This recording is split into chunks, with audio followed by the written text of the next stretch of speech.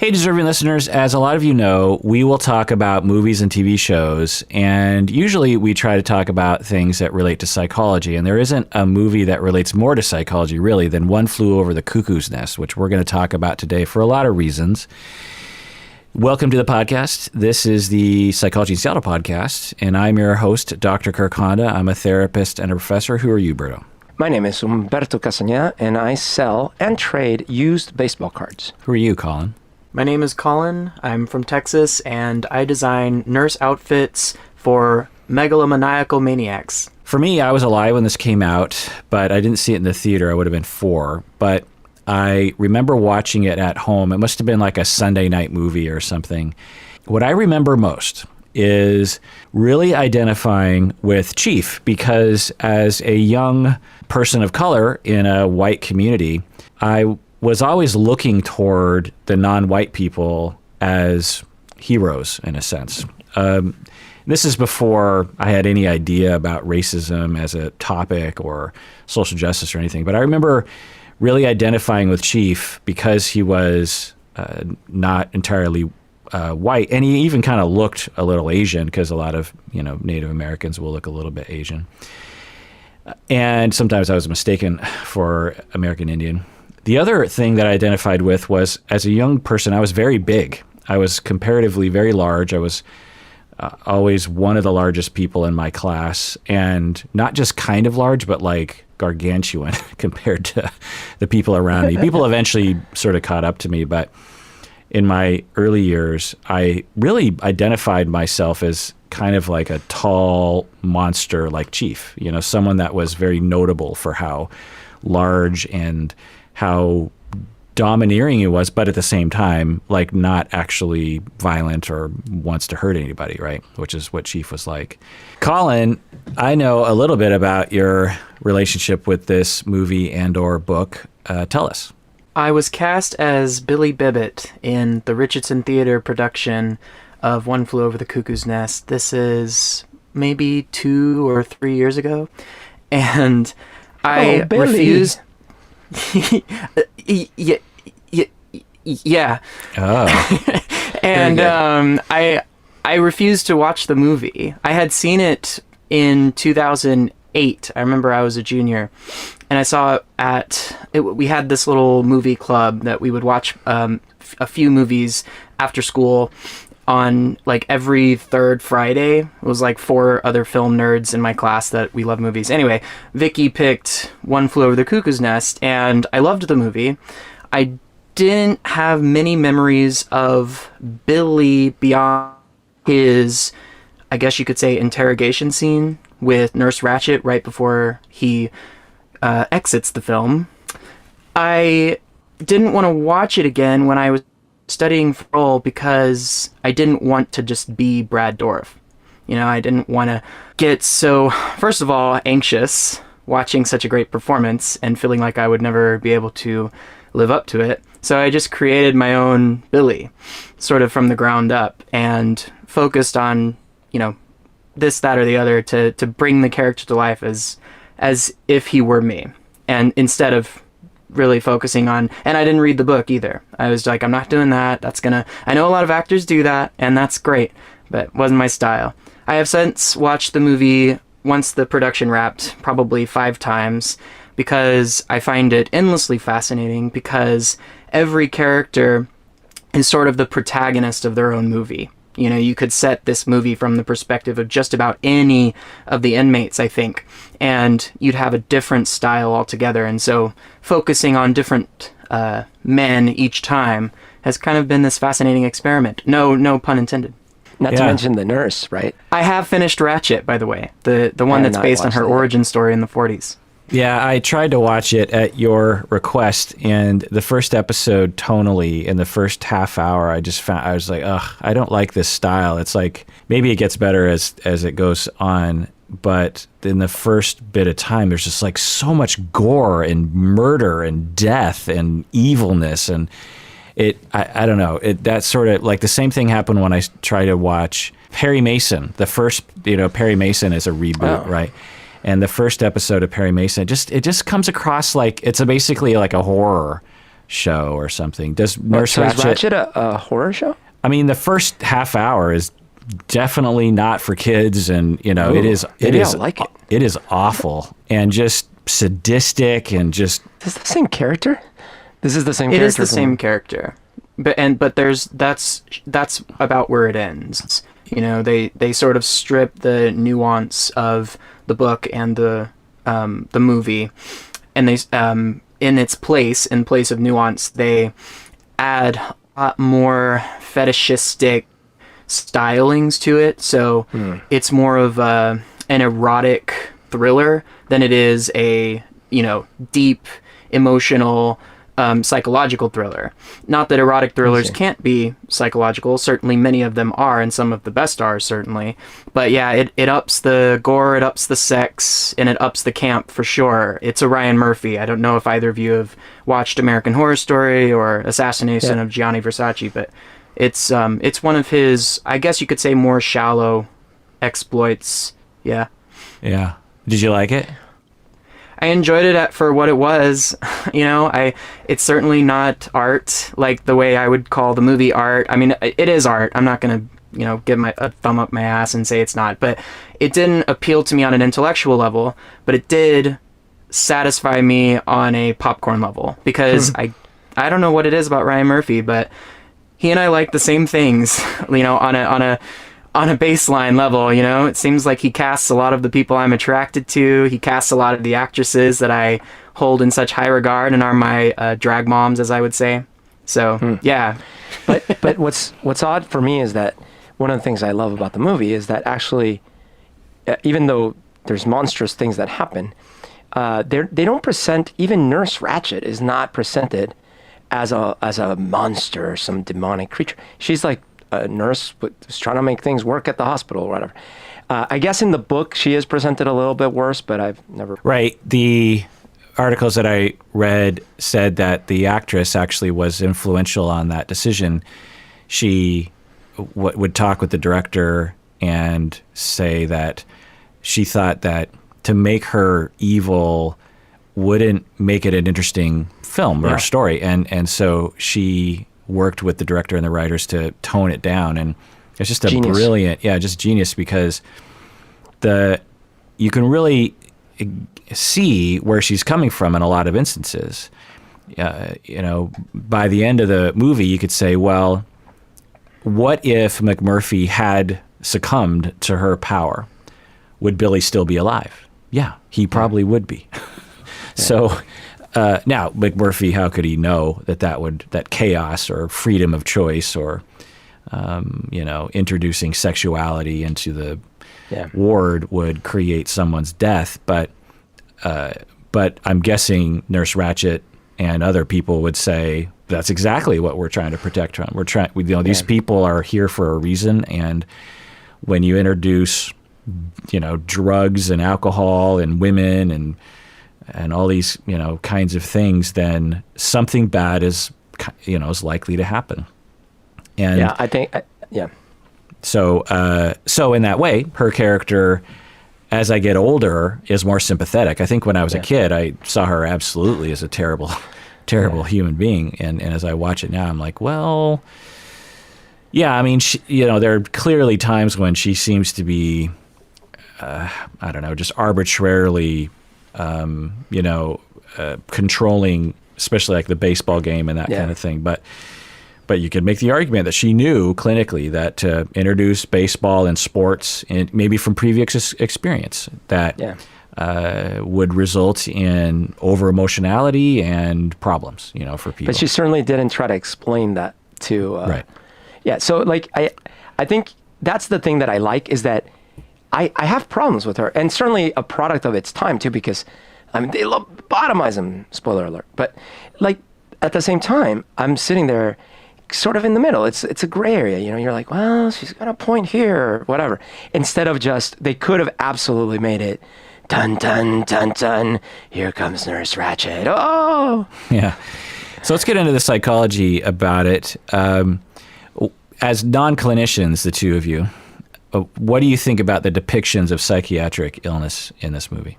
Not good. This is where you get film defining narrative. And I think that you have to go into a film like this with intention and understanding that this is a depiction of psych wards as some psych wards as they were in the early 60s, when there wasn't a lot of accountability and things were run a different way. Things, patients had less agency. Things would happen without their consent. They didn't have much choice at all.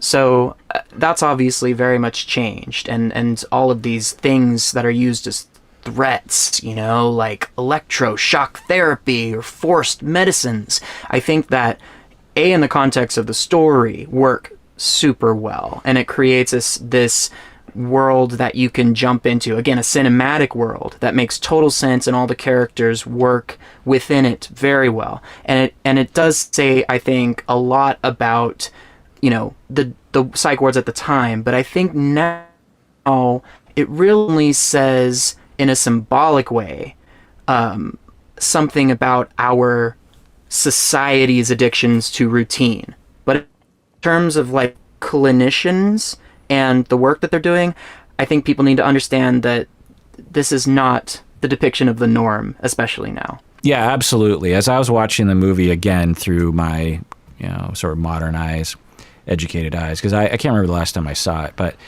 I thought, wow, this movie is just so expertly crafted, acted, lit, directed, everything about it is, in the story is just so interesting.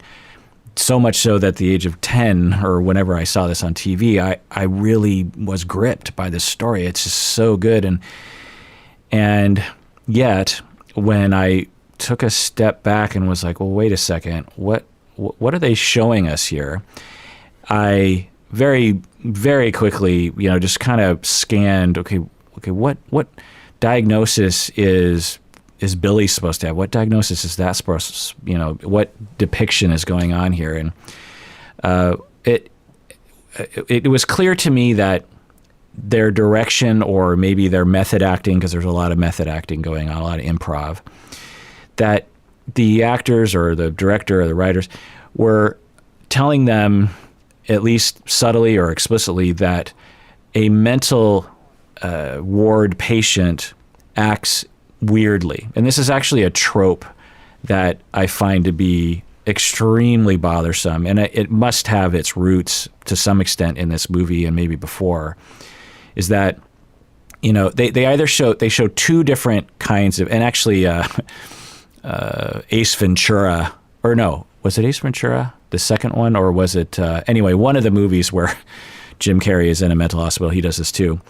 There are two types of patients that they'll show in these kinds of movies. One is that they're comatose, so they're just kind of staring at the wall. And certainly there are people that are like that for mental illness causes or medication causes. Various different conditions will result in that kind of staring out the window kind of look. The other trope that they will show is people acting very strangely, just kind of random, because I think people without an understanding of mental illness, they're just like, well, when people are crazy, they're like unpredictable. You just don't know what they're going to do next. And that is ridiculous. The other, I'm remembering other tropes that they have. The other trope that they had in this movie was that mental illness patients act like children. I don't know if it was apparent to y'all, but everyone aside from McMurphy, basically, if you didn't know what they looked like and you were just described what they were acting like, you'd be like, oh, those are children. Those are like 7-year-olds, because they don't understand things and they're overly emotional and they have like simplistic ideas of how things work. And certainly there are mental conditions that can result in that. Absolutely. But so it's possible I could be convinced if someone was like, well, no, that patient actually is, similar to autism, and that patient is similar to someone who has early dementia, and that patient has brain damage. And, I could be convinced, but in that way, it stigmatizes people with mental illness, a lot of people, and I don't know the exact the distribution of mental illness in Oregon State Hospital in 1961, for example. But I would suspect that there'd be a lot more people there who had schizophrenia, for example, and were on meds because they had meds for schizophrenia back then, or they were schizoaffective, bipolar, and they were in the hospital temporarily because they were symptomatic for a time and they were just recovering. A lot of people in mental hospitals today are those kinds of people where they had a sudden spike in symptomology. They're being medicated and observed so they don't hurt themselves or whatever. And you wouldn't know that they had a mental illness if you interacted with them. They have the same ability to act like an adult. They have the same ability to figure things out. They don't overreact when they're pressed. They don't act odd or weird or stare at people long, And so in that way, this movie just falls just for an old trope. But I will forgive it because the movie is, well, I'll mostly forgive it, I suppose, because the story is just so good. But let's rate it because I want to be clear that I really like this movie. I'd give it an 8 out of 10 for the reasons I said. Berto, what rating would you give it? I might give it a 9. I've watched it probably 3 times in my life, and before this episode, it had been a long time. And I thought I remembered it. So I was like, yeah, I like it. And then I watched it, and first of all, there's so many things that I totally forgot about. And second, it was really excellent. I was like, wow. So yeah, I might give it a 9. I am also in the camp of 9.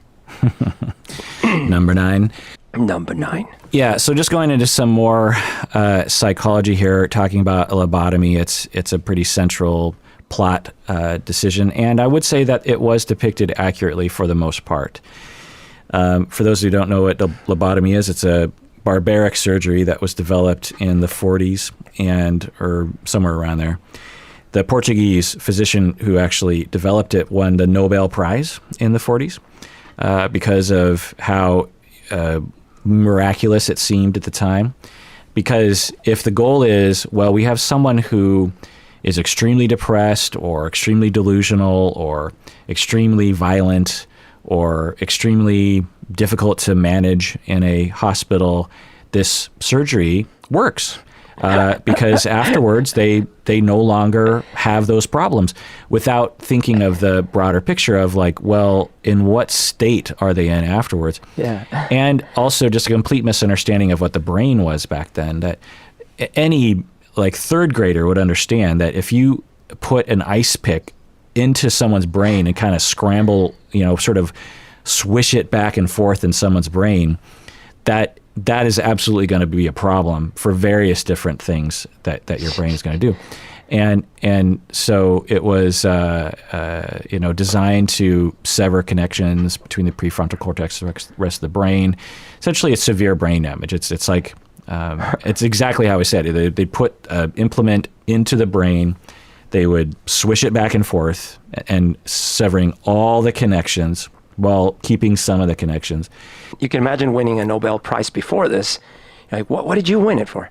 Well, I figured out if a patient's giving you trouble and you can't really help them, we just kill them. Yeah. It's great. Right. Exactly. They use it a lot on Ratchet too.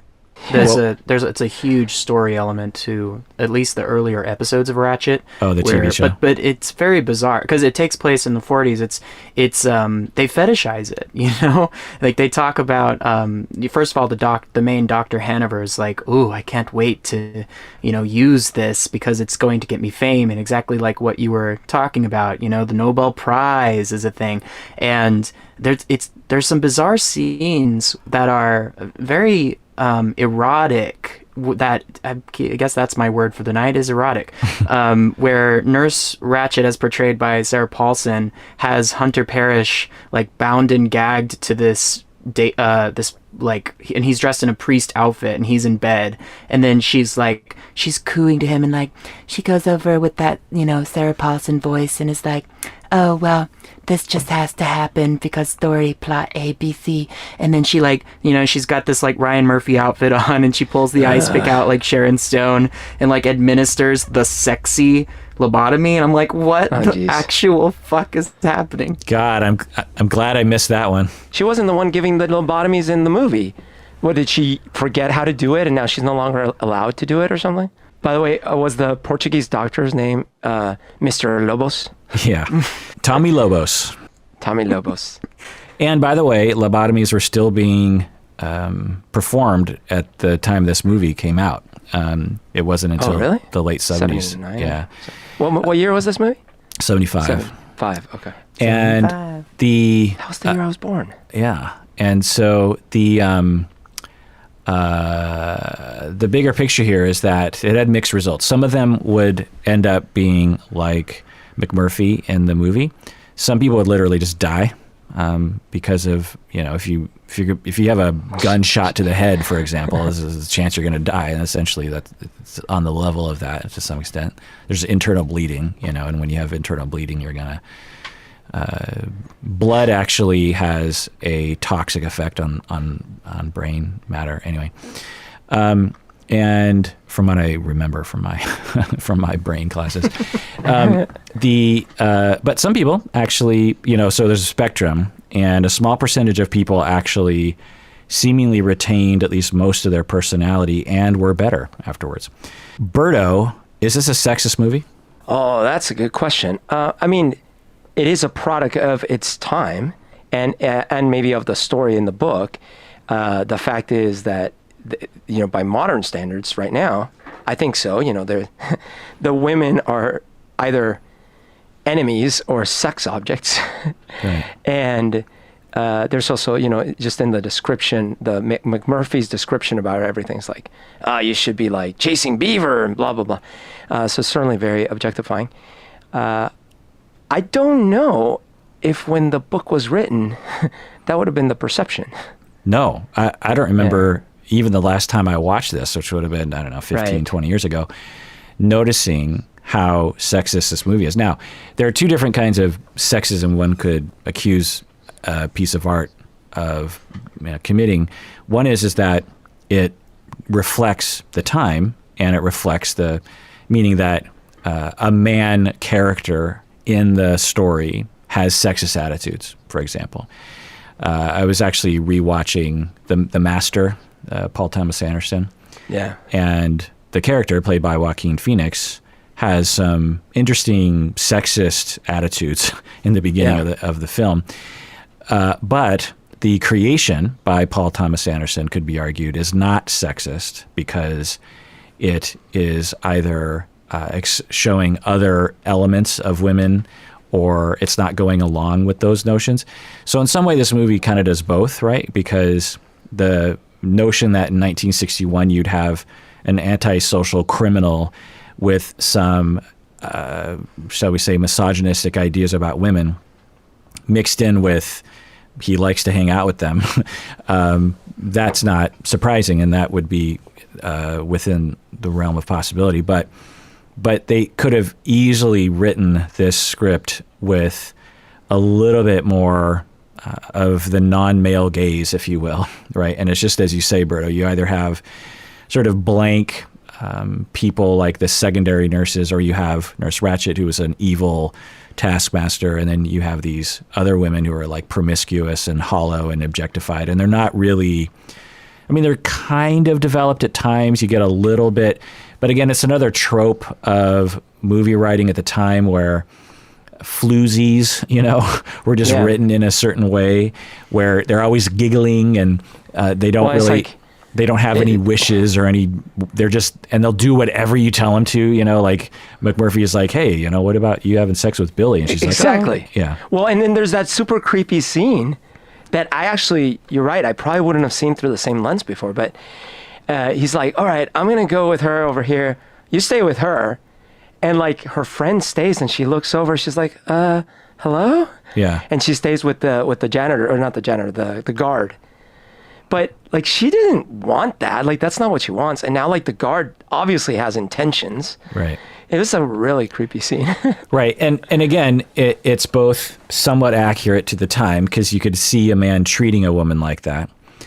But to only have, as a writer, you're looking at the script and you're like, if I was a woman watching this movie, how would this make me feel? Like,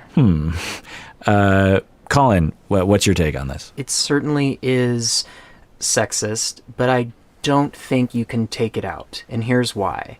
Because, okay, so trying to not to dog too much on Ratchet just this whole hour, but in Ratchet she has a lesbian relationship with Cynthia Nixon, and she works with people of color at the hospital, and certainly that probably happened. People probably did work with people of color, and people probably did have lesbian relationships, but I can't imagine that it would have played out the way that it plays out in Ratchet, where it doesn't feel recognizable as truth. And so as a gay person, I'm very acutely aware that Hollywood has realized how homophobic it's been for years, and so they're trying to correct this. But as they do, period pieces that take place, back in the day, sometimes I feel like they overcorrect, and so it feels inorganic.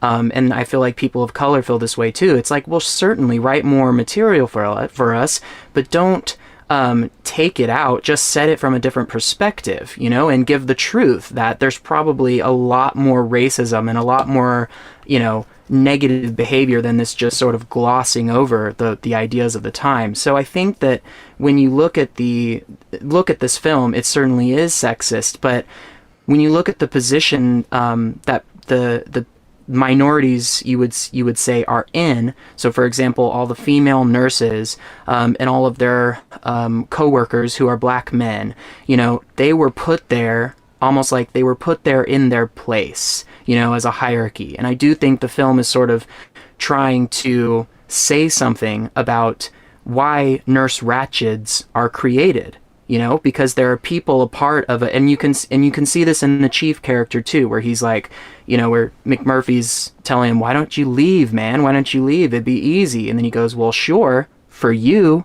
And so in that sense, even though you don't get the scene of Nurse Ratched being like empathetic or talking to her fellow nurses, or you don't see any of the the black coworkers talking about how they're so sick and tired of this fucking system, you do at least get the feeling that their behavior is in some way connected to the white power that hangs over them like a dark cloud. In other words, they're evil, quote unquote. Not that anyone other than Nurse Ratched is quote unquote evil, and not even she isn't even. But like whatever you could say are their negative qualities that put them in opposition to our protagonists.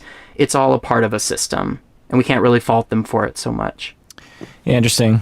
And I remember this being a very clear message that I downloaded as a child, which was, these people are disabled decidedly, and they're in there for good reasons. When Billy has a breakdown at the end, emotionally, and you see McMurphy's face, it kind of flashed to McMurphy, and he's like, whoa, what's going on with Billy? Like, Billy's flipping out. Like, he has kind of a cringe and an almost disgust with what Billy is going through in the moment. And in that moment, I think we as the viewer are supposed to say, oh, that's why Billy is here. All of them are here because, when, I can't remember the guy's name, the guy with the glasses, Chesick or whatever his name was, he also, at some point, you see him have this complete breakdown emotionally. And again, I think as viewers, we're like, oh, I get it. Yeah, it makes sense that these people are in here. McMurphy shouldn't be in here, and the Chief shouldn't be in here, I guess. But the rest of them, yeah. And so I think that also was somewhat of a justification for dismissing people with mental illness, just saying, well, yeah, I mean, look at these wackos. Like they could never survive. And in fact, I'm glad those weirdos are behind closed doors and someone's watching over them like Nurse Ratched, because I don't want those people living next to me. That's crazy time, you know? So that's another thing. So McMurphy, I was thinking, well, if McMurphy was decided in the story to have a mental illness, what was it? And as a kid, I don't remember obviously thinking about this, but now I was like, I wonder, you know, if this was a true story, how could someone like McMurphy, who, according to a lot of people, including the physicians, doesn't have mental illness? Well, they could have diagnosed him with antisocial personality disorder, which actually could land you in a mental hospital like that.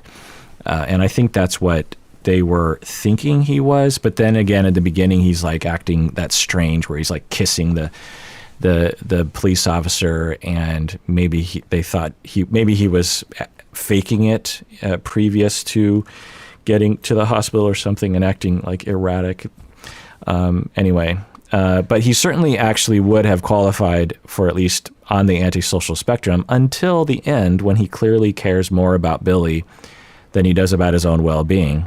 And there's two moments where he's like, Billy should have sex with someone, so I'll stay. And I'll just hand this woman over, and she'll have sex with him, by the way. So he stays in that moment because he cares about Billy. And then he could have gotten out as they were distracted by Billy, but then he stays because he's like, what happened to Billy? So in those two moments, he shows that he has a heart and that he isn't antisocial in that way. He does have empathy. He does care about people. But then very quickly turns to that violent nature, which could be argued as perhaps telling us maybe McMurphy deserved to be in this sort of situation too. I mean, look how fast he went. He was going to murder that woman. Again, not reading the book, so just going by what I see on the screen, I actually felt that McMurphy did have coping issues. He had impulsivity issues. And again, I don't know what this label would be. It's just from, just seeing, like, if I was just even giving him advice as a person, I'd be like, well, you seem impulsive. You definitely seem to disregard rules. You seem to think that that there's something special about you and rules don't apply to you. So a little bit of a narcissist there. And he definitely seemed, how do I say this? Like, I would have almost, when we've discussed psychopathy and how, like, they keep failing at things and, they're just like get in their way. I saw some of that too. Like, there seemed to be a lot of self-sabotage going on. What I will say is that there were early signs, even in the movie, and I hear that in the book it's even more, but like even in the movie, there were early signs that he does care. Like, he shows empathy and interest in the chief almost right away. And he does care to, like, even though he's kind of, using them a bit for his own purposes, he wants to go fishing. He's also like sort of, you guys should live a little, like, learn how to fish, these kinds of things. Right. Yeah. The fishing scene, another scene where he clearly is trying to help people, because he could have, which is kind of confusing when I rewatched it. I was like, he just escaped. He did. Why did he get on the bus so that he could play a prank? And like another scene where he stayed with the patients to help them instead of get away, right? Right. And I think it's important that he's sexist too, not to go back to that, but, they don't try, in other words, like in that scene where he calls Nurse Ratched a cunt, if they had, gone back and edited it and been like, oh, he's going to talk to her, but, respect her and use this word, because, even if you have a complaint about somebody who's doing wrong at their workplace, like Nurse Ratched, you don't have to use that kind of language. I mean, that is being sexist, but it just felt like that character would use that kind of sexist rhetoric.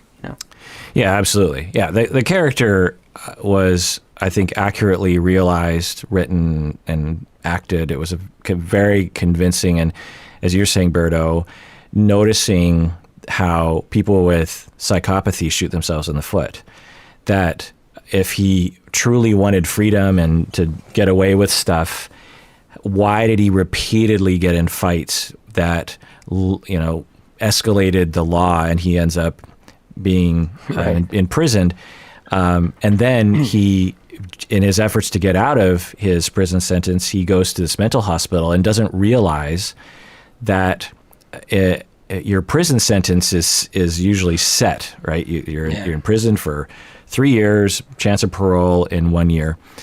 And in mental institutions, when you're convicted, one of the misunderstandings that people will say was like, that person got away with it. They convinced the jury that they were insane at the time of the crime. What kind of BS is this? And that's a misunderstanding, because it's not necessarily a better thing, because once you're put into that system, you have to be deemed by the clinicians as not a threat to self or others in order to be released, regardless of how much time you're in there. So, and sometimes that works out well, and sometimes you're in there for the rest of your life, even though your prison sentence would have been 6 months. That was also telling, by the way, that when he finds that out, and then he's super angry at all of them, like, why didn't none of you tell me? You saw me, pushing the buttons of the nurse, blah, blah, blah. None of you warned me. That's such a weird reaction. I thought that reaction, meaning weird as in, okay, maybe you do need some therapy here. Like, that was kind of an odd. And the other one that I thought was really bizarre is when he bets them that he's going to be able to lift that ridiculous thing, the marble water thing, and throw it out the window. It's like, what? Yeah, and again, it's just part of the genius of this movie, the script, acting, directing, is that I had Collin, you're an expert, I think, on this. And when I was watching this movie, and I feel like I've said this before about other movies we've seen, is that I can't imagine this movie being made today in the way that it was made. That there's a style that was present in the 70s that was so much more real, so much more down to earth, so much more grassroots or something. And it's interesting to think, because when you think about movies in the 50s, you think, okay, they're really playing it up. They don't really understand the form yet. It's basically a play that's being filmed. There's a lot of bad acting and bad writing and bad directing and bad lighting. 50s movies, like, there are some shining examples, but for the most part, like your average 50s movies, you're just like, oh my God, especially if you're looking at it, as if compared to like things that are made today. But I find that movies, and this is a well-known, I think, film phenomenon, was that the 70s was the emergence of a particular style of making film that it just feels so much real. What do you think, Collin? I agree, because I think it captures it being this film, and also films made at this time, it captures as it is, as opposed to as we'd like it to be. And I think that films in surrounding time periods idealize the looks of the characters that are in their film. If you look at the people that are in this ward, they've got shaggy beards, they're wearing shitty clothes, the lighting is uneven, there's harsh lights on them. There's no need to glow up anybody, and there's no need to glow up the set. The set is dingy, and it looks metallic and worn and lived in. And that also comes through, I think, in the shots. It's not, like if you compare the cinematography of films made in the 60s versus the 70s, there's a lot more weird close-ups, extreme close-ups, hands, in the scene where they're playing basketball. They could have just done medium, long, but instead they do, close-up of the hands on the basketball, long shot of him walking down. They allow the camera to be free and take us into this space. And so when the camera feels alive, so do we. And so I think nowadays a lot of films suffer from stagnant cinematography, and it's not the first era of time where, and certainly not all films, but there is a little, and I think that some of it comes from shooting for convenience. I'm not dogging on certain TV shows that do this, because I understand that, productions are pressed for time and they only have so much money to spend, but you can really tell when the camera is treated with character. Yeah. You mentioned the hair and the scruffiness. I noticed that too, and I guess in contrast to a lot of the productions of now, that I feel like actors, they want to look their best when they're on screen. You know, they want their hair to look great. They want their makeup to look great because they want to look great as human beings. They, you know, and also, I don't know, but I suspect that hair and makeup has gotten a lot better over the years in terms of the professionalism of the craft. And in this movie, I got the impression like all those dudes just woke up. I don't even think any of them showered, and they just started shooting. And I don't even think that was like on purpose. Like in today's movies, if they were trying to make these kinds of characters, you would be able to, and I often can tell, oh, they took that guy, he was fully showered, and they put a ton of gel or mousse in his hair to make him look as if he just woke up, as if he's dirty. Whereas these guys in the movie, they look like real human beings with real faces and real skin and real hair and real scruff and real wrinkles. And, you know, Billy had a pimple, a real pimple. Yeah. A noticeable real whitehead on the side of his head that I noticed clearly in one of those climax scenes. I was like, wow. Yeah. And you can compare it to films made in the 2000s where the people look so dolled up. I mean, like, there's a movie, and I traditionally love John Carpenter, but he made a movie called The Ward with, I believe, Amber Heard. And they look like Victoria's Secret models doing a photo shoot in a psych ward. And like, and even it doesn't, and I'm trying not to accidentally be sexist, because I'm not dogging on them just because they're beautiful women. That's fine. But, you know, like, also movies like Shutter Island that aren't, you know, female centric. You know, we've got Leonardo DiCaprio looking like you know, a celebrity. He looks like a movie star from a noir hero story, or like Gothica with, you know, Halle Berry. They did really nice, cool blue lighting on her, so she's in a psych ward, but she's still beautiful. But you know, those little things, they take you out of the experience. It doesn't feel real. Yeah, 100%. 100%, 110%. But also, a couple things that occurred to me related to this. One, a lot of those actors, they probably wouldn't get cast today.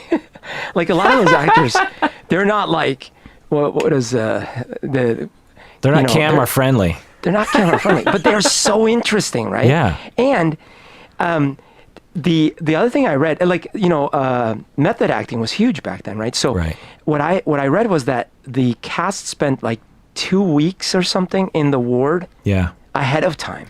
Not only that, but a lot of the sort of B-roll scenes, if you will, were shot without them knowing it, or without them knowing when the camera. So they were just asked to just method act, be your characters. You're in this mental institution, and here are the parameters.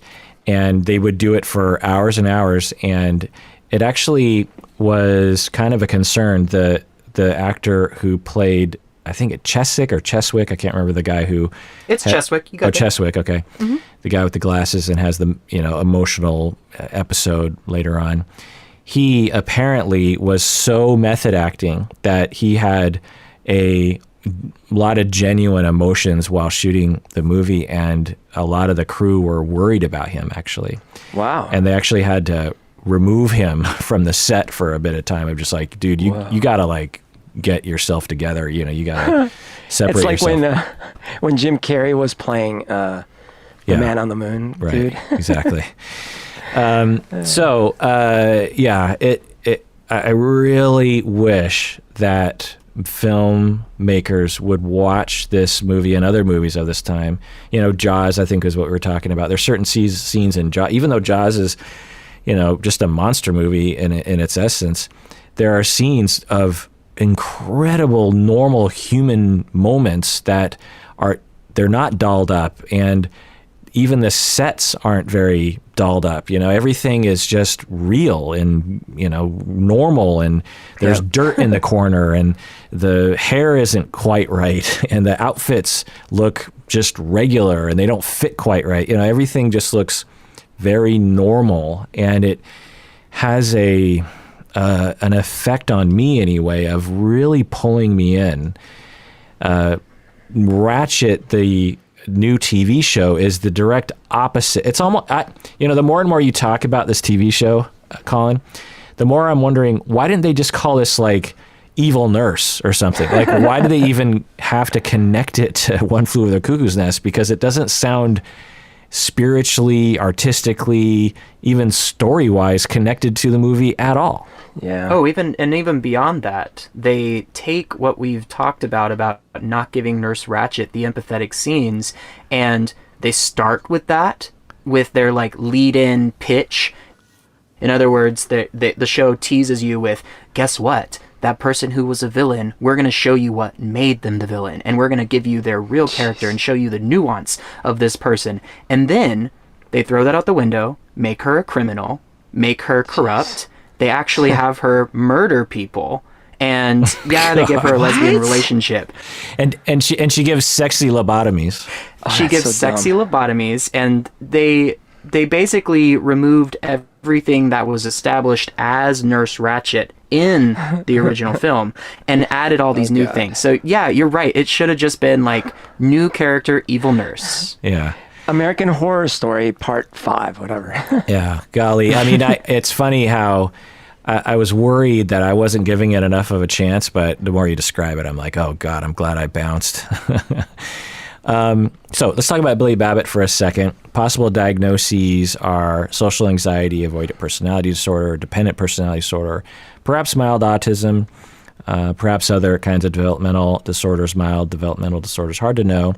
Obviously, stuttering was another thing that he exhibited.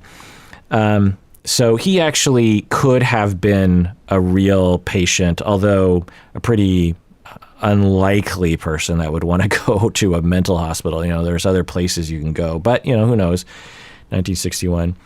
But the thing I love about Billy Babbitt is the actor who plays him. And I remember noticing this when I was a kid watching this movie. His acting is so specific and consistent and believable.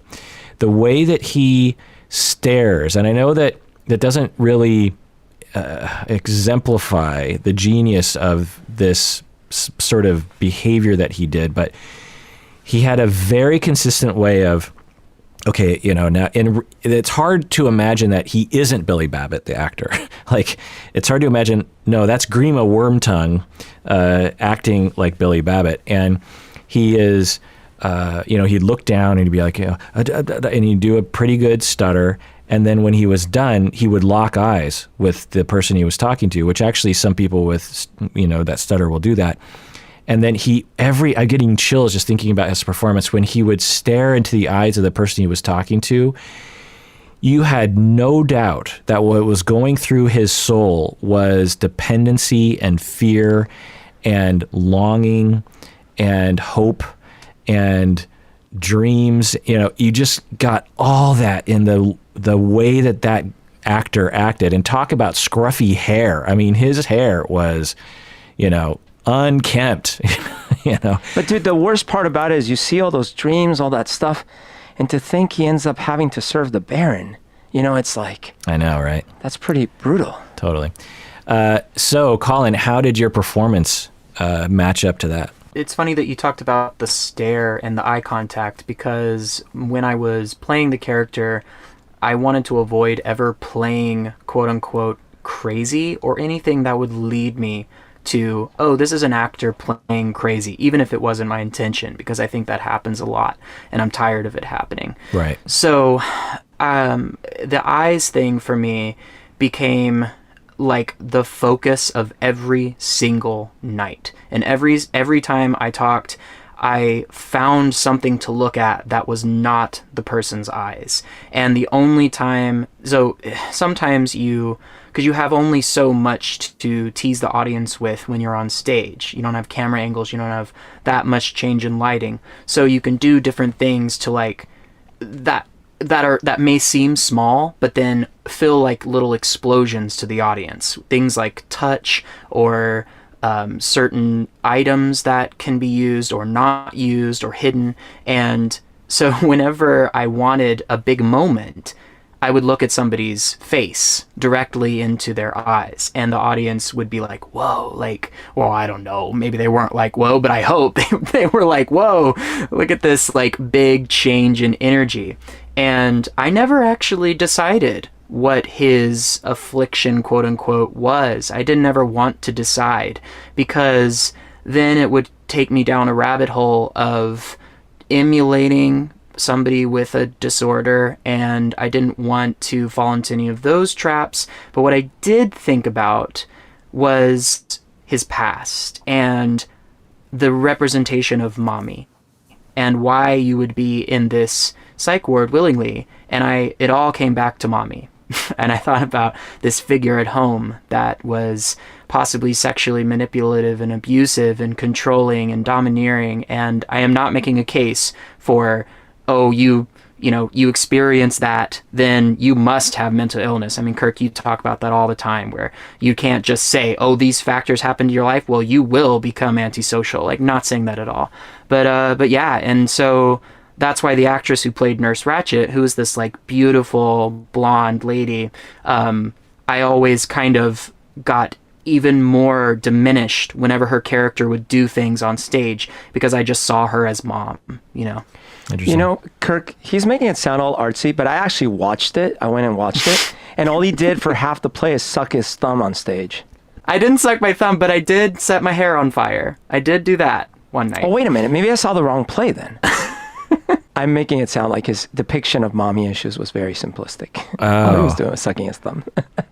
But yeah, I set my hair on fire one night because at some point I played with a match, and I had very long hair, kind of like my quarantine hair now. And I like bent over because I was so enraptured by this flame, because it was a particularly tense scene. And so I was giving all my energy to this flame, and my hair got a little spark. And so the only thing I could do was put it in my mouth. So I just ate my burnt hair to save everybody else. The smell must have been awesome. Was it a lot of fire or just a little bit? It was and then I was like, and I just kind of sucked it all up. What did the audience do? I reacted so quickly that I don't think they did anything audibly. I couldn't notice anything, but I did speak to my friends who came afterwards, and they said, oh yeah, you set your hair on fire, didn't you? That's good. Well, crazy. Thinking on your feet. So a little bit about Nurse Ratched before going to break. I always thought it was Ratchet instead of... Yeah, me too. It's Ratched. And I've noticed that none of us have been saying Ratched. We've been saying Ratchet. Yeah, Ratched. Nurse Ratched. So it's interesting in that respect. It's a Mandela effect. Yeah. So, yeah, exactly. I'm sure that's on one of the lists, right? Did you know it was Ratchet, not Ratchet? Anyway. I think the other interesting part about this film that I didn't notice on previous viewings is how it depicts group suppression, essentially. How you, panopticon stuff, which I can go into perhaps in another episode, but it is a microcosm of how authority will dehumanize a group, will essentially brainwash them, will subtly influence and turn people against each other, will establish control over the most mundane of things, like, no, you are not going to watch baseball, as a way of establishing the broader message of you have no power, and I will listen, I will act like I care, and I will hear you, and I will always be the maternal or paternal, seemingly caring, loving, attentive presence. But the policies that I have very clear justifications for, will very slowly but very surely make everyone feel powerless, no agency. You might as well just stare at the wall and cry, because what else are you going to do with yourself? And you see what McMurphy falls into is that he's not used to that, or he hasn't been socialized into the system, or his personality or issues are antisocial. He's anti-authority. And so for him, he's like, well, you're not, there's the scene where they watch the baseball I found to be particularly poignant in this way of like, look, you can take away freedoms, you can take away my ability for democracy, you can take away, all of my human rights, you can force me to take pills, you can act like you're listening when you're not listening, but you can't take away my creativity. You can't take away my mind. And in my mind, I'm watching the World Series right now. And I'm going to show you the last frontier of your ability to control me. And I thought, I don't know if it was in sort of intended that way, but I really felt it this time through. That was a great scene for sure, because and it's great how they film it too, because at first they show us the blank TV, but from there on throughout the rest of the scene, they don't show us that side. They just show us everyone reacting. And if you didn't know better, if like you were walking by while someone's watching and you just saw that little bit, yeah, you'd assume they're actually watching some game and reacting to it, and then you'd be puzzled why someone's upset about that. And so from her perspective, that's what she's seeing too. And so she's like, it's this like rubbing it in her face that, oh, okay, well, we're doing exactly what we would have been doing anyways. So now what? Right. Oh, man. It's good. And the restraint of that scene is beautiful, Yeah. both on the part of Louise Fletcher. She doesn't go, she raises her voice, but she didn't have her Disney villain moment. And they also didn't escalate the violence of any of the inmates or bring in, the people who are going to beat them down into submission. They picked their moments of drama so carefully so that by the end, when he strangles Nurse Ratched, it's like, oh my God, like we've that moment wouldn't have meant so much if it was just if the screenwriter had just bludgeoned us with that level of drama, for the first 90 minutes. Right. It also depicts this broader societal question of chaos versus safety that we're always struggling with. For example, in the early 80s, it wasn't law in Washington State to wear your seatbelt. And so that's chaos, right? But it's freedom, chaos and freedom. And then in my lifetime, I remember they passed this law that said you will now, by law, wear a seatbelt. And you can get pulled over, you can get a ticket for it, click it or ticket, and we will make cars that will incessantly beep at you until you do, wear a seatbelt. Now, is it a good idea? Of course it's a good idea to wear a seatbelt, but it does raise the larger question of freedom and chaos versus safety and control. And I thought that this movie, in a film lit class paper sort of way, definitely depicts that. Yeah. So I saw this inane post on Facebook the other day, and it was a stupid meme, a picture of a caged lion in a 70s style cage zoo, so none of these nice free ones, and then a majestic picture of a free lion. And the caption was, "One of these lions has security, free shelter, free food, and free medical care. The other lion has no assurances.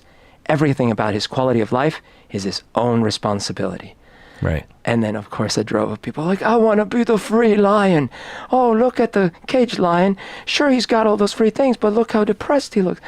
And it's like, oh my God. It's like, what are we going to live in, a Mad Max society where everyone's like, free lion? Yeah. We don't have any running water or electricity, nothing. We just all have our guns and we roam free and anarchistic. I love it. Yeah. It's such an American delusion. The other part here is the depiction of psychotherapy, which I don't remember, but as I was watching the show, I was like, oh, wow, this is... Because in my mind, Nurse Ratched was just a nurse. But in the movie, she clearly is the therapist, too, which I could absolutely see happening. I mean, there's explicit group therapy happening, and it is depicted in a way that I could see happening for sure. I mean, there are things happening like that today. But just to be clear, it doesn't resemble any known therapy model in that it was all about control. It wasn't about listening. It was sort of arbitrarily applied to everyone regardless of, like, at no point did I, and this just bothers me in general about depictions of therapy in movies and TV, is that why are they there? Like, at what point does Billy say, you know what, I'm here to work on my self-esteem? Like that, it's never described. It's always like, well, you're all just crazy, and so you all just need to like listen to me. And there's a very specific point where she forces Billy to face his traumas, which are something that people will do and just awful. The last thing I'll say is that Nurse Ratched, her hair is so fantastic. The last thing I'll say is I burst out laughing when that guy with the long beard and the long hair is wearing her cap, and it's the next day and he's wandering around with the cap on his head and he just looks hilarious. And one of the orderlies comes over and just knocks it off of his head. It's just like, I mean, I just thought that had to have been at least kind of improv in that moment. That's not written in the script. It's just so perfect in that way. In those therapy sessions where it's Nurse Ratched running the therapy, I found it really interesting that she was really worried about breaking the schedule and watching the game. But what's totally not disruptive to their mental sanity is them yelling at each other uncontrollably and throwing things at each other and all, lighting their pants on fire. All that's fine. Right. Yeah. The goal, seemingly, because it had that effect, was control, was keeping them submissive and symptomatic, if you will, while keeping her in absolute control. Now, you could say in the same way with the seatbelt thing, as we said earlier, that when she had complete control, they were all relatively content and safe. And when you introduce freedom and sex and drugs and rock and roll and chaos, which a lot of us would be like, yay, Billy gets to drink and have fun and meet girls and he's having a good time. But then what happens, right? And, whether or not we want to use this as sort of an accurate example of what could happen to an actual human being in a mental ward, but it is a broader question. The very, very last thing I'll say is the scene on the boat when Billy talks to the lady and he's really trying to get his words out. You have beautiful hair. And I remember that there's so many scenes in this movie that I remember. It just burned into my brain. And when I saw that scene again, watching it earlier this week, I was like, oh my God, I remember every beat of this scene. I remember every little look that Billy has and every little tick that he has. And the other scene that I remember every beat is when Jack Nicholson says, okay, Billy, go in there with the girl. And he sits down and he's going to wait for, he's like, this won't take long. And so Jack Nicholson sits down and he's like, okay, we'll wait 7 minutes and, then we'll be on our way. And the camera just lingers on his face. There's no script. I'm pretty sure it's an improv moment. And I'm guessing the editor was like, oh my God, this is Jack Nicholson gold. Let's just leave the whole thing in. And Jack Nicholson goes through like 75 different emotions and states during that time. He's kind of like, okay, let's sit here. And then he kind of looks off at one of the other actors and kind of laughs. And then he kind of gets disgusted. And then he kind of looks uncomfortable and he's trying to get comfortable. And then he just goes through all these different phases and it lingers there. And I remember as a kid, that scene, I was with that character and all those little beats that Jack Nicholson, created just out of nothing at the height of his powers were just all just burned into my brain. You know what I'm saying? Yeah, that was great. So Collin, before we go to break, how did you play that scene on the boat? The scene on the boat was like I had just taken ecstasy and I didn't know what ecstasy was. So everything was more. When I touched my scene partner, the one who played, Candy. Sorry, Candy. Here you go. It was like touching a light bulb, but like the best light bulb ever. So, Kid in the Candy Store up to the max. Just had the best time. So, are any of these scenes on YouTube or anything? Because we got to see. No, I don't believe they are. It's a mysterious case, actually. We did get the production filmed. The person who played McMurphy actually had a couple of his film buddies come and shoot a couple of the performances from different angles and was going to composite them. I never saw that. Oh no. So, well, you're just going to have to do it all over again, or once we figure out other technological things, you can just recreate different scenes, and Berto will play. Actually, so this is a larger thing, is eventually, Collin, we can return to your brilliant idea, which was going to get in full steam this year, of having live Psychology in Seattle performances in Seattle. And we are definitely going to have to create one of those scenes. Berto will play Candy. You will play Billy. I will play Nurse Ratched or McMurphy or one of the other. Or no, I'll get to play my character. I'll get to play Chief, and I'll just stand in the corner. And that'll be awesome. Yes. You just made 1,000 Psychology in Seattle fans' dreams come true. Yeah, we were going to, it was Collin's idea to have monthly live shows in Seattle. And they were going to be like variety shows, various different things. And Collin was going to be in full control as the stage dude, as the drama guy. And it had such awesome aspirations, but we'll all have to wait until we're all vaccinated, which according to the administration is happening. Actually, this episode is going to come out after the election, by the way. Well, and we did one of the shows, like our first show we did was in China, in Wuhan. We had just gone, remember, we got some food at like a market. Then we went, we did this show with a whole bunch of people, and then we flew back. And I don't know, everything went to hell after that. It weirdly coincided with the pandemic. You know, coincidences, they happen all the time. Inky dink. All right, let's take a break and then briefly go into some of the details of the movie. What do you say? Let's do it. Let me get my shock therapy. Talk therapy. I totally forgot. There's absolutely we have to talk about shock therapy as well. In that because it's always something people ask about occasionally. Electroshock therapy, electroconvulsive therapy. It is not something that I know much about. I've never done it. I've never had a patient that had that happen to him. But from my understanding, it was a lot more widely used for a lot more kinds of issues back in the day. A way to think about it in layman's terms, essentially it's resetting your brain. And for treatment-resistant mental illnesses, depression, psychosis, it still will be used occasionally today, and with some success rate. Medications aren't working, CBT isn't working, nothing's working, diet's not working. And they turn to electroconvulsive, and sometimes it works. And some people just have it as a regular part of their treatment protocol, that every so often they just need it to live a functional life. It doesn't work for everyone. Sometimes it's not. And in the past, it was used in a way that was overly used. And clearly in this movie, they show it being used as a punishment for McMurphy. There's no... In 1961, there would have been no justification for administering that to him. Well, I took it as like a sexy electroshock thing. Yeah, I'm sure in Nurse Ratched season 2, there'll be like sexy electroconvulsive therapy. All right, let's actually go to the break.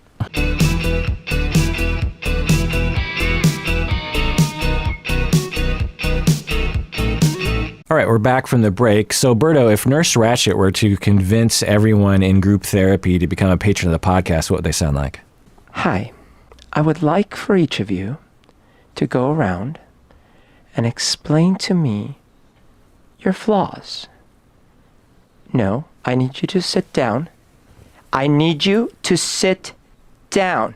And you, navigate to Patreon. You're not listening to me. Mr. Anderson, you need to sit down and navigate right now. Fine, I will have to lobotomize you, but not before you become a patron. Guards! You really nailed the cadence of her performance. That was pretty good. I could see the hair almost. Some details about this movie. 1975, it was in production for like a long time. Kirk Douglas actually wanted to get the movie made, and he wanted to be McMurphy in the 60s, but couldn't get the movie completed. And so by the time it came out, his son, Michael Douglas, produced it, I believe. Yeah. And that's why Danny DeVito was in it. Right, exactly. They were college roommates. Right. The writer actually worked in a mental hospital before writing the book, and observed patients before and after a lobotomy, so he actually worked in his own experiences with that. Director Milos Forman, is that how you pronounce his name? Milos Forman? Milos. He has made a lot of movies after this that I recognize. He made some before that I didn't recognize, but after he made Hair, the movie, he 79, 81 Ragtime, 84 Amadeus. Amadeus, which is my favorite movie. 89 Valmont, which I don't remember. 96 People versus Larry Flint, which seems like a very different movie. I totally forgot that was him. Wow. 1999 Man on the Moon, which you mentioned earlier. We were talking about, yeah. And 2006 Goya's Ghosts, which I don't recognize. Very interesting set of movies that he has made. I mean, Amadeus doesn't resemble this movie at all. That's crazy. Or People versus Larry Flint, or Man on the Moon. I mean, none of these things seem connected. I would never have thought any of these movies were directed by the same human being. What flexibility, huh? Yeah. What range? And what great movies. I mean, People versus Larry Flint is a underrated movie. Yep. Very good. Woody Harrelson gives a excellent performance. I feel like we have been denied better roles for that actor. Man on the Moon is amazing. Amadeus, obviously, but anyway. Courtney Love isn't in both of those, is she? I don't know. She's in Man on the Moon. Did you say you didn't know or you didn't recommend Goya's Ghost? I didn't know that movie. Is it good? Oh. Yeah, it's really interesting. It's got some great performances by Javier Bardem and Stellan Skarsgård, who I also really enjoy. I mean, it's again, as we've already said, a very different style. You wouldn't have any idea that it was One Flew Over the Cuckoo's Nest director. It is Courtney Love. I just looked it up. She's in both of those movies. Interesting. Yeah, he tended to use a fair amount of same actors throughout different movies. Apparently, the director and Jack Nicholson had a huge fight during the movie. What am I getting this from? Mentalfloss.com. Jack Nicholson refused to speak with Foreman, the director, for a large chunk of the production.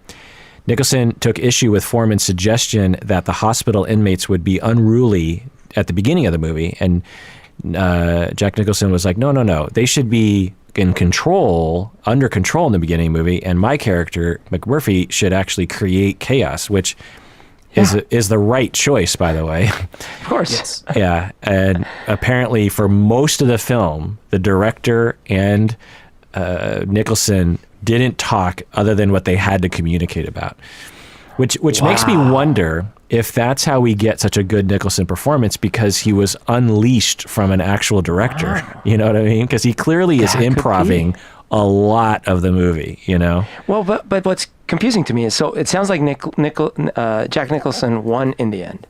Yeah, right. And I guess he was too big of an actor at that point? I'm trying to, it's always hard to know, but I would suspect, given my understanding of Foreman's career at that point and Jack Nicholson's career, was Jack Nicholson had like 1,000 times more clout. Yeah. So he wins the day, but then Milos is like, oh, grumpy. Now, the thing is, I do see his point. Like, you could have had it that way, where, because depends on what you consider success.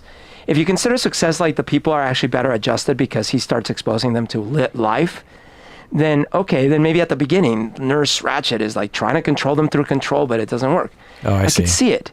But I do agree that cinematically, the way it plays out is brilliant. Well, a more cynical, depressing, perhaps realistic storyline to the themes, not to mental illness, but to the themes of chaos versus control, is much better served by Nicholson's choice, right? Yeah.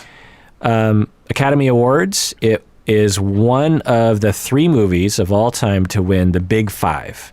Best Picture, Best Director, Best Actor, Best Actress, and Best Screenplay. Do you know the other 2 movies, Collin, that got the Big 5? No. I know one.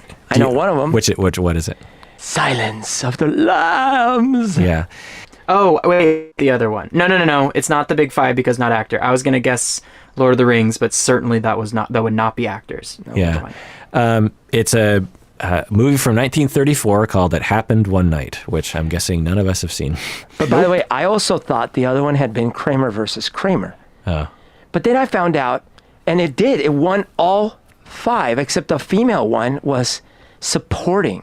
Oh. But I'm like, why did she only get a supporting role for that? Yeah. Yeah, sometimes their line between best actress and best supporting actress. So Yeah. like a couple years ago, or maybe last year, I remember being like, how is that person like supporting? They're like one of the Yeah. main characters in the film. Because like Nurse Ratched wasn't in every scene. She was very key in the movie. Right. And neither was, what's her name in Kramer versus Kramer. But she was the wife. Like, come on. Yeah. Like, anyways.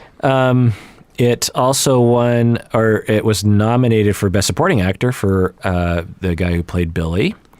It was nominated for Best Score, Best Editing, Best Cinematography, but it didn't win those. Let's see. The writer of the novel, Ken Kesey, sold the film rights for $20,000, which would have been quite a bit of money back then, honestly. I guess so. He apparently hated Jack Nicholson as an actor and felt that it was a bad choice to cast him, which of course in today's world, or after it did so well. What I find to be interesting to me is that this movie was a blockbuster. It was one of the highest grossing films of that time, and I think holds like records for being in theaters the longest. Whoa. Or not the longest, but one of the longest running films in theaters around the world. This was a popular movie around the world. And again, I just want to point out that we would not have, if this movie was even, made even better and maybe a little bit less misogynistic for today's audience, it would be a small art house film, or maybe an Oscars darling that no one saw, Yeah. But I could have made it into a blockbuster because you add a few special effects and powers to Nurse Ratched. And her eyes have to turn red. And sexy lobotomies and more murder, for sure. Okay, Collin, what's the moral of the story? I think that we've touched on control, but I think to a certain degree it's about the balance between order and control, and how chaos and control, and the fact that too much unchecked power creates lobotomy, and too much unchecked control leads to death. So there seems to be, but with just the right amount of chaos, people can come alive, and with just the right amount of order, people stay safe. So there's something about the negotiation of where order meets chaos that has to do with our, I think, place in society. Interesting. How does that apply, do you think, Collin, to our world today? Oh my goodness. I didn't realize how topical this movie was going to be when I rewatched it, just to refresh. I think it's absolutely applicable to our current political climate, because there's so much diametric opposition, and we find ourselves caught in the middle of this war where everything down to a pandemic that affects the entire world is a political marketing particular, it's a side to take, as opposed to something we are all unified on.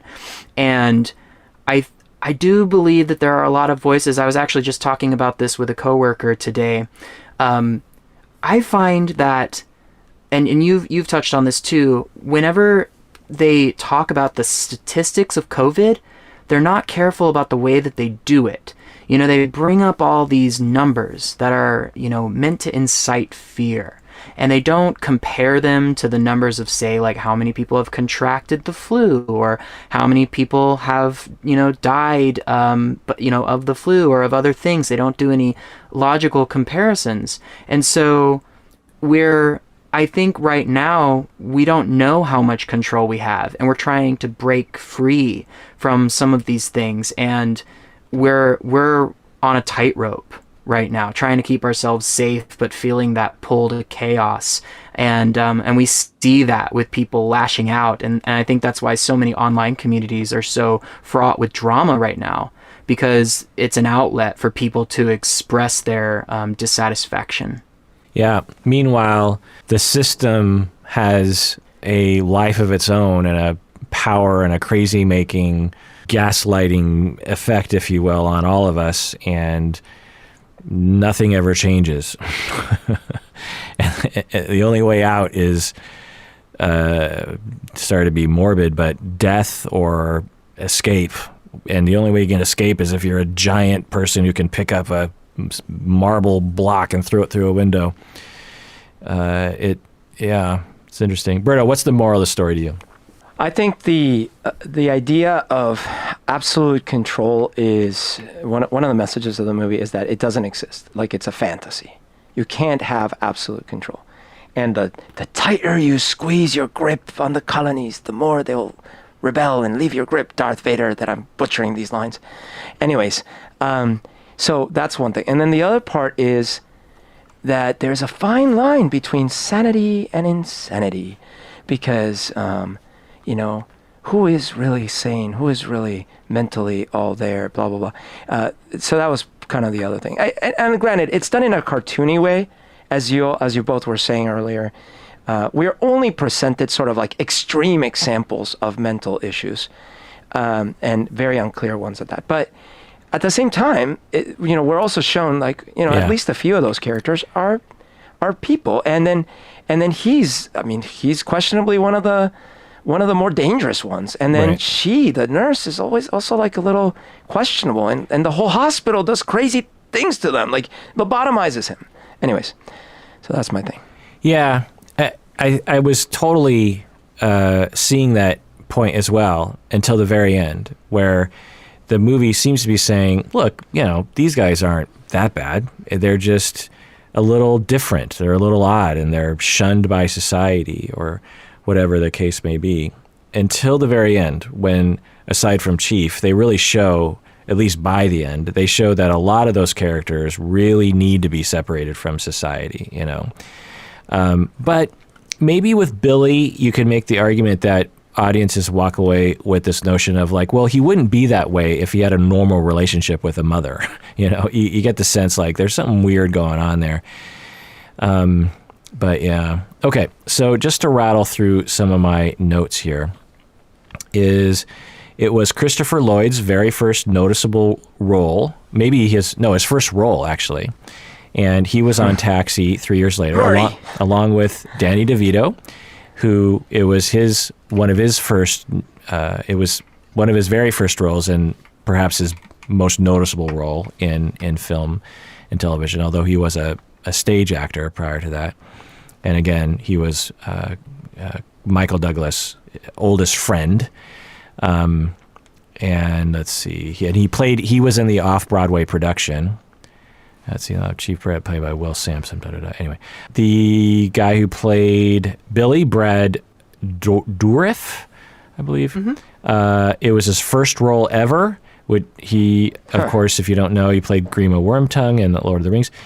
And so that is just incredible, particularly Brad Dourif.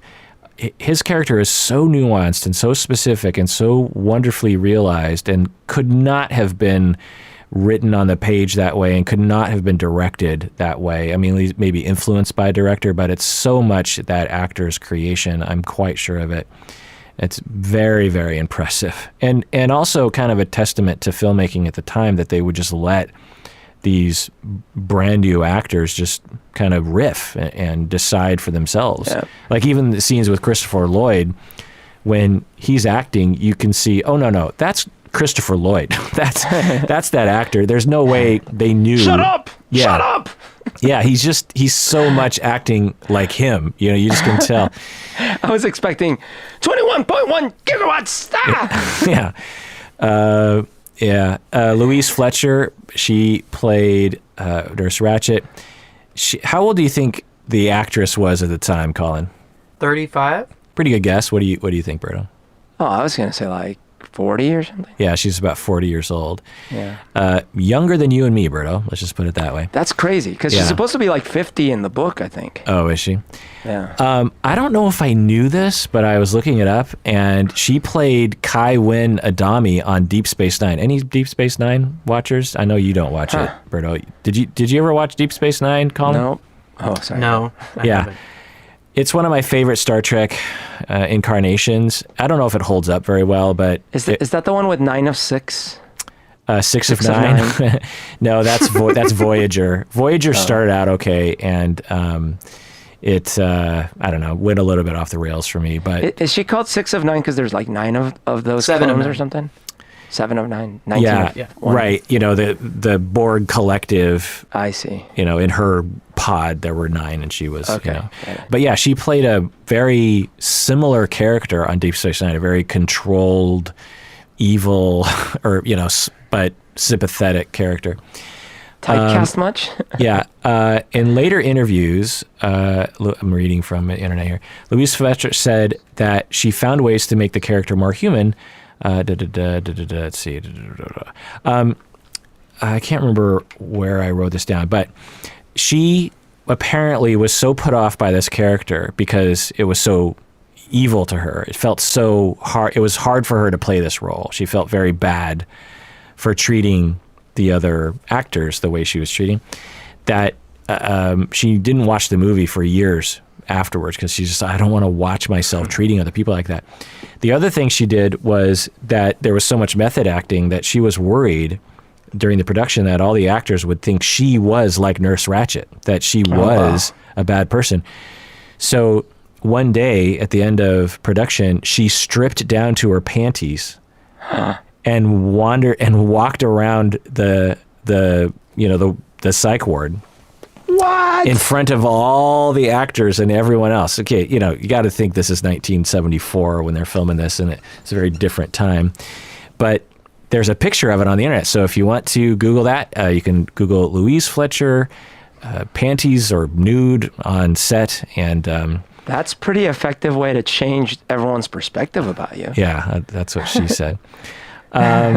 So other people, let's see, Kirk Douglas spearheaded the first attempt. He wanted to play McMurphy. When production began 10 years later, Douglas was too old to play the part. People considered for McMurphy were Gene Hackman, Marlon Brando, and his personal favorite, Burt Reynolds. Oh. So Burt Reynolds was famously, now as a younger person, Collin, what associations do you have with Burt Reynolds? The rug? Didn't he pose on a rug?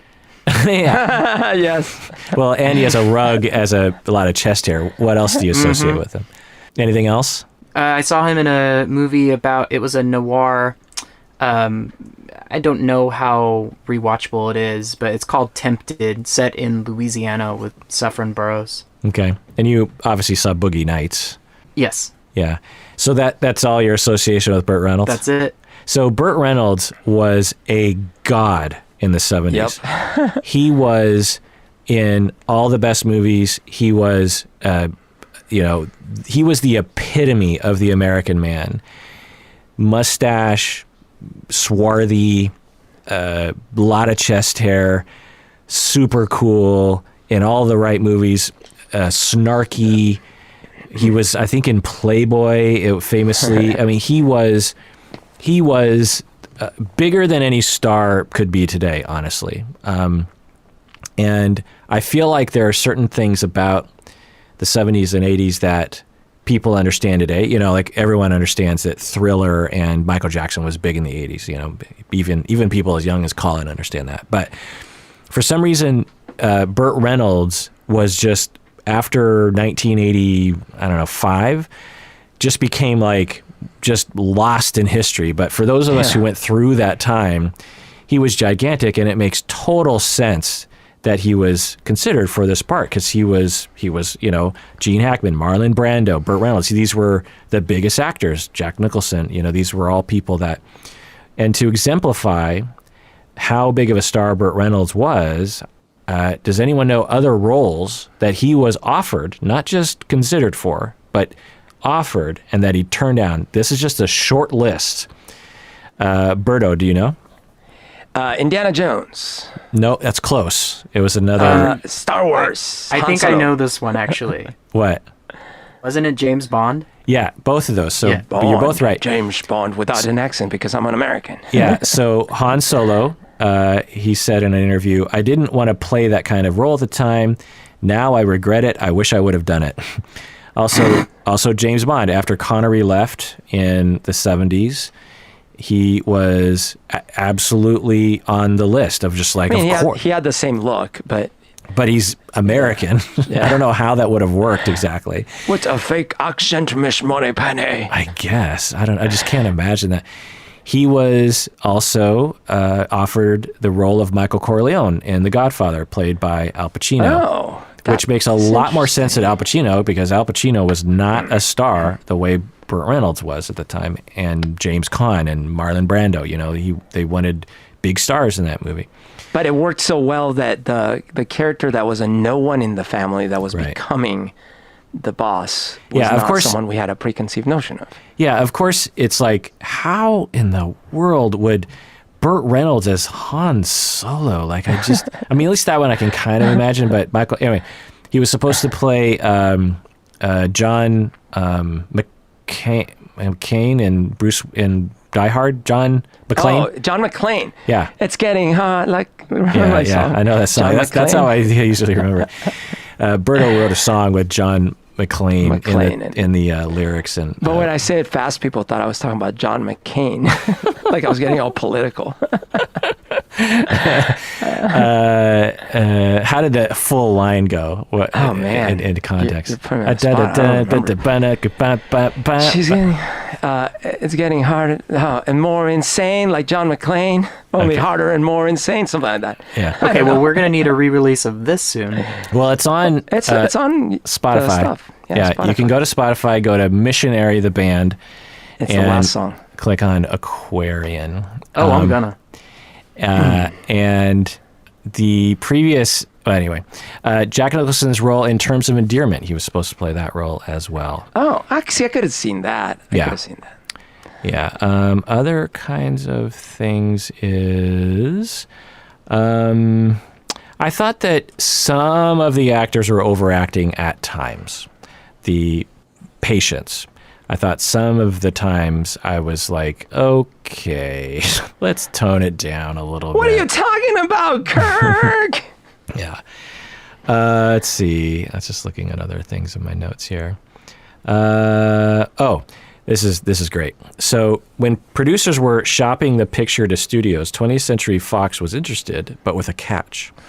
20th Century Fox would agree to distribute the film, but only if the filmmakers would agree to rewrite the ending, because they wanted what change, Collin, do you think they wanted?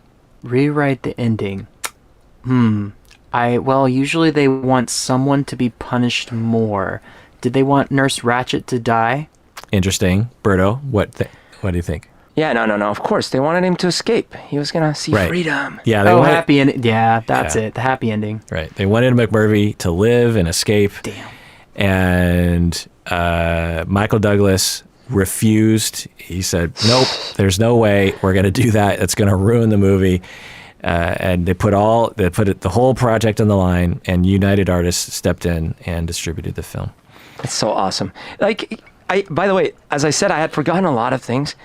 Towards the end, I was trying to figure out, wait, how does this end again? Right. I remember there was in my mind, there was this big riot at the end, and something bad happens, but I couldn't remember the details, and I was shocked, genuinely shocked. From moment to moment, I'm like, right, oh, he kills himself, oh God, and then, wait a minute, oh, they don't lobotomize him. Do they oh my God, they lobotomize him. I think I and didn't then guess. the Indian, the chief kills him. I mean, yeah. that's crazy. It's so That's dark. why I didn't guess that was the change, because in my head I'm thinking, yeah, something sad does happen, but there is a happy ending per se, because someone does escape. Because the chief escapes. But it's so sad, he chokes him. Everything is Yeah. sad about the ending, except the slight little, well, I guess he gets away. He One feels like a flew over. mountain. Yeah. Yay! Man.